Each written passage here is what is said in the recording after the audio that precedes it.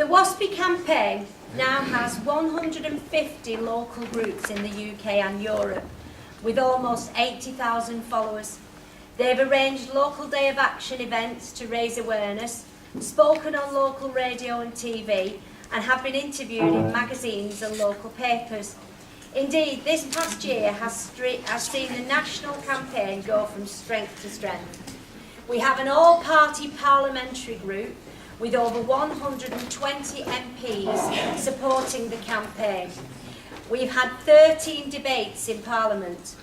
We handed over the largest public petition presented to Parliament in any one day, in terms of both the time it took to get presented, 25 minutes, and the number of constituencies represented, 206. Around 2,500 women protested in Westminster in June 2016, and I was there, and I can tell you we did not make some noise. And 7,500 or more were there on Budget Day in 2017. I wasn't there that day, but I was watching television and I could hear them when people were being interviewed outside. And all that the media said was, there are quite a lot of ladies over there in a pension protest. We were told that the ladies could be heard in Parliament due to the whistles and the pans they were banging and the loud voices they were shouting with. Over 110 local and county councils now support Waspi.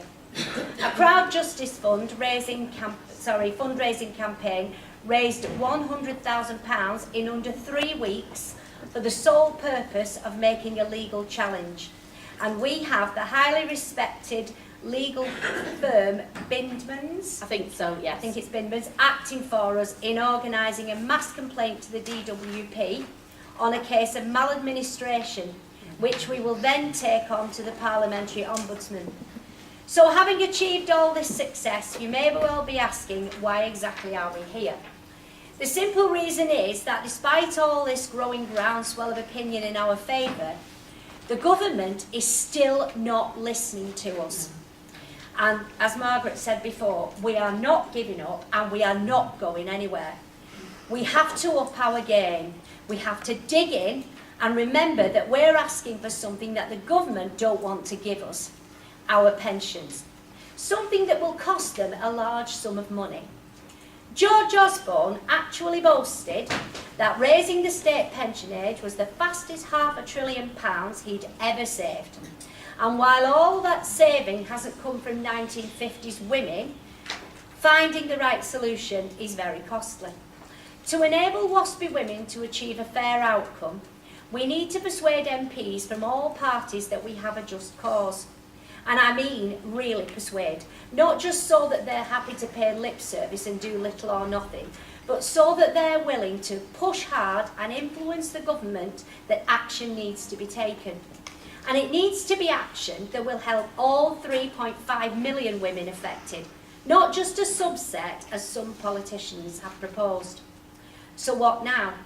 We need to engage more women, we need to enrage more women, and we need to make sure that they have the skills and tools they need to make their voices heard by the government. These are the women who were told frequently as children that little girls should be seen and not heard. They say, I just couldn't go and see my MP, I wouldn't know where to start. We are hoping that the CWU will be helping us to give women the 3 things that we need to break down these barriers. Knowledge about the campaign, engagement, getting angry and wanting to make a difference, empowerment, developing the skills and having access to the tools that you need to make your voice heard. There are 3 specific things that we would like all our supporters to do and which many women find very difficult. They are going to see or writing to their MP. Sometimes they don't know who they are, they feel intimidated, they know that they're angry about what's happened, but sometimes just need help to get their point across in a way which their MP will listen to. Making a complaint to the DWP. We've produced a detailed guide and template letters for this, but many women need help to access them and to print them off.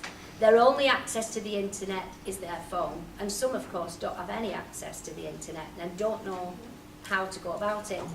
Women need to be encouraged to do this, especially if they're not people who like to complain. And lots of 1950s ladies are very polite and quiet and don't like Not to like complain. us. Not like us. Some women will want to have some help completing the template letters. So we're hoping that the CWU will help us in many of these different ways. There is an online petition, and we will make sure that you've got all the details for that, if that's okay. Maybe being able to use the CWU database of members to identify women who were born in the 1950s, being able to approach them maybe directly to ensure that they know about the campaign, and more than anything, where to find support. I think many of us have sort of whinged on our own, have whinged on our own about this, thinking that we were the only one who was upset about it. And it's only as time has gone on now that you realise that there are so many other women in the same position as yourself. And, you know, again, as Margaret had said, strength comes from this as well, doesn't it? Helping members to know how to use social media to keep up to date with the campaign, especially those who are of this age group and who might have retired from the CWU. Maybe helping printing leaflets and business cards, posters to help local Waspi groups. As we have said, there are now 150 groups like ours up and down the country. We are in touch with them all and actually finding that we can get to places much quicker by finding out who the coordinator is in another area. When the DWP were brought on board by the government, within the day, as it had been highlighted that this is what was going to happen, the coordinator for Ireland had already made arrangements to meet with the DWP to make sure that they were on board with Waspi before Theresa May had had chance to have a little word. So providing maybe meeting rooms or places for drop-in centres for local Waspi groups where women can be assisted in making the complaint to the DWP.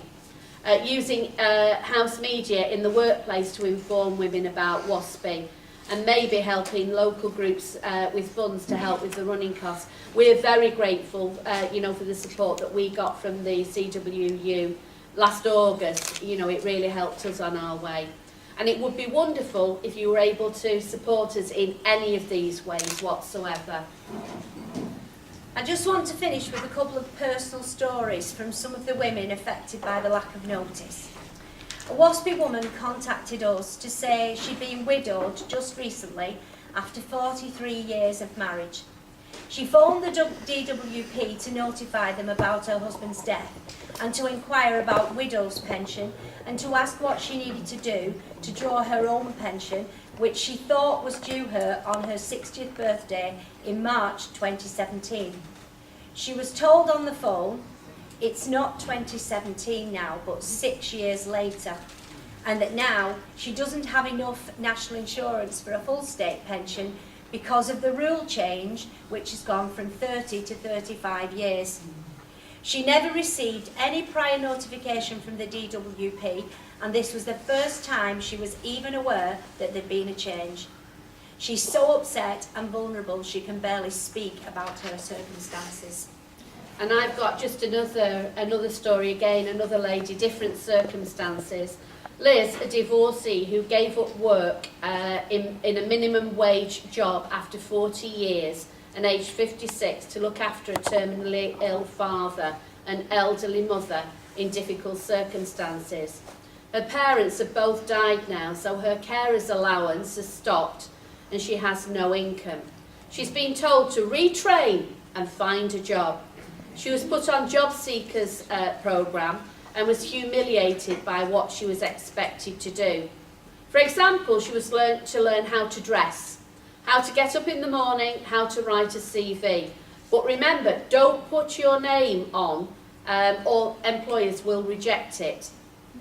She had to stand out in bitter cold weather handing out leaflets or be sent on a physically challenging work experience programme which she was unable to complete. She had no experience of computers and was sanctioned for not completing enough job applications online. She had no computer, no bus pass, and was expected to get to a library 18 miles away. And of course, without the bus pass, you have to find the money for your fare to attend programmes, or you are sanctioned again.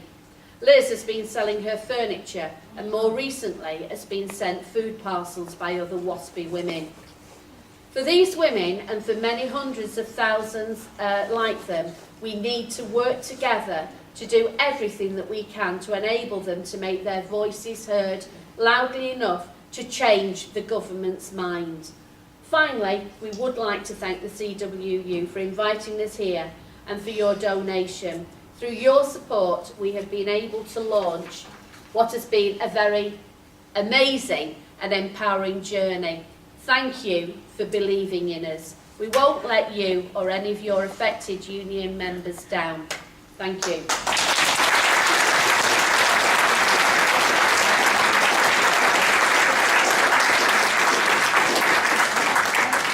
Thank you very much. Sorry, thank you very much to the Waspi ladies. I think you've got a stall at the back if people want to have a look at lunchtime. We haven't got time to do any questions now, we're running a little slightly late. But if you'd want to speak to the ladies at lunchtime, there's 4 of them here. I'm sure they'll be quite happy to have a chat with you about things. And yeah, you've got the full support of the CWU women. Lovely, definitely. thank you very much Thank indeed. you. Thank you.